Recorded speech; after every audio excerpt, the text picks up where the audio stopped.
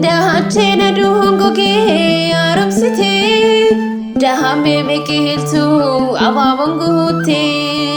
Yawagiyo aduma jinke Umema bulcha arjuma hanke Kanagese baraharani Galatomi peruma baharani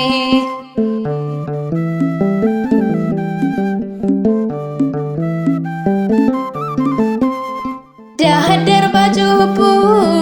natila koftu Dahalala keti kanarisitu Yom balesesi nekuru sivita Bahara hara hara natagir sihista Kanagese baraharani Galatomi peruma baharani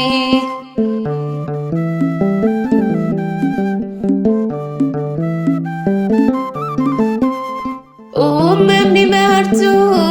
sigelati fata Wanati oltif inodu dubata Gahara binaga abane kenya Arjuma keti barufis kenya Kanagese baraharani Galatomi peruma baharani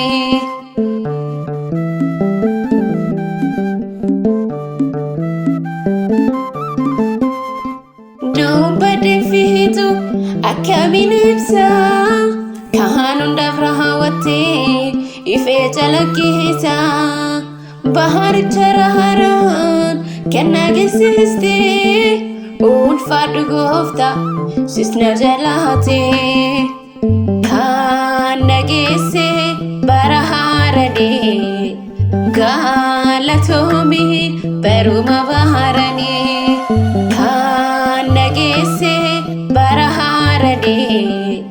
Galatomi peruma baharani